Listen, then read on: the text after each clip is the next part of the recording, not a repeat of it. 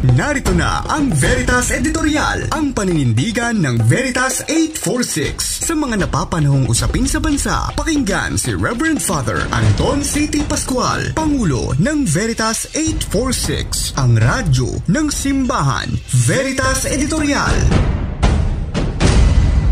Kapanalig, ano ba ang servant leader? Ang sabi, mabuting katiwala. Mapagkakatiwalaan, maaasahan. Ang totoong public servant ay nararapat trustworthy, di po ba? Walang bahid ang pagkatao, incorruptible.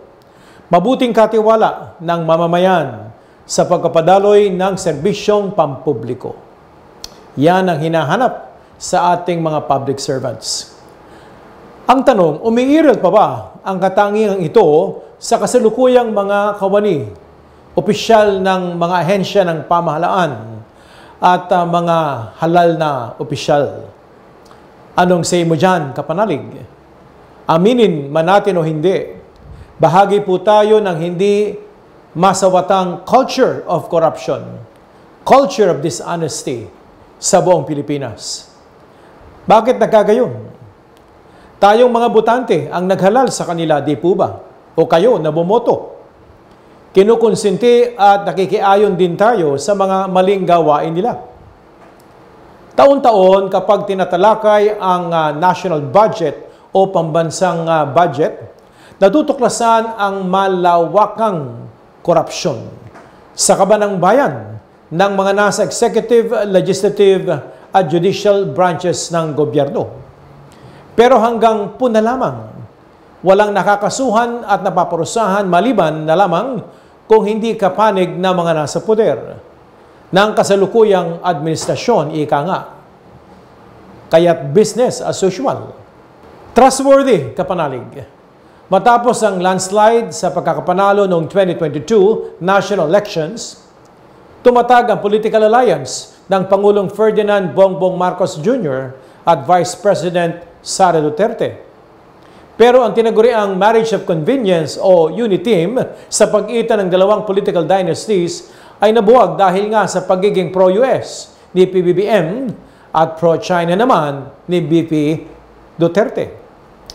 Lumala po ang iringan ng dalawang panig ng paboran ng Pangulong Marcos ang investigasyon sa ama ni VP Sara na si dating Pangulong Rodrigo Duterte sa mastermind sa madugong drug on war na sinasabing Human Rights International na ikinasawi ng mahigit sa 30,000 katao na kung saan maraming biktima ng tinatawag po nating EJK o extrajudicial killings.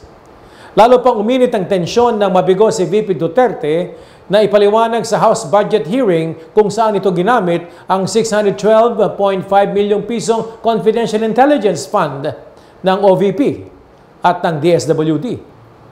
Dahil sa maling paggamit ng multimilyong pisong confidential funds, noong ika-2 ng Disyembre 2024, nagsampa ng consolidated impeachment complaint laban kay Vice President Sara Duterte sa Office of the House Secretary General sa mababang kapulungan ng Kongreso, ang grupong Tindig Pilipinas. Magdalo, mamamayang liberal, dating Senador Laila de Lima, Father Fabiano Villanueva, Father Robert Reyes, dating Peace Advisor Teresita Quintos Deles, Francis Aquino D. Randy de los Santos, uncle ng drug war victim na si Can de los Santos, Lea Navarro, Silvia Estrada, Claudio, at former Magdalo Party List Congressman Gary Alejano. Inakusahan ng mga complainant si VP Duterte ng paglabag sa anti-graft laws at blatant abuse of power na kung saan sinisira nito ang dignity at decency ng public service. Binigyan diin ng mga complainant na ang dating kasangga ng Pangulong Marcos ay guilty of culpable violation of the 1987 Constitution, guilty sa graft and corruption, bribery, betrayal of public trust, at iba pang mga high crimes. Ang verified impeachment complaint laban kay VP Sara ay inendorso ni Akbayan Party List Representative Percy Sendanya na ire-refer naman ng House Secretary General kay House Speaker Martin Romualdez para maisama sa order of business sa loob ng 10 sessions. simula nang matanggap ang reklamo ng pagkatapos ay isusumite sa House Committee on Justice.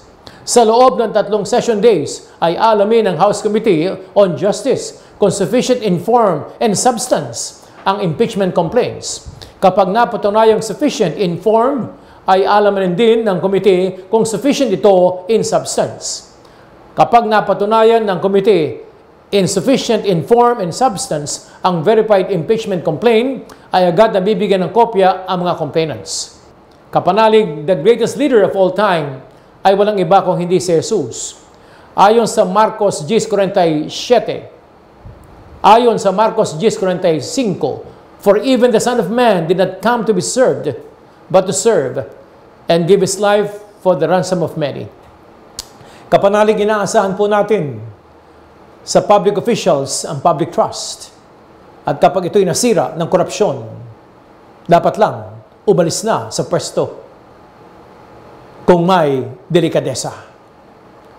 Sumayin niyo ang katotohanan. Inyong napakinggan ang Veritas Editorial. Ugaliing pakinggan ng Veritas Editorial kasama si Reverend Father Anton C.T. Pascual. Veritas Editorial.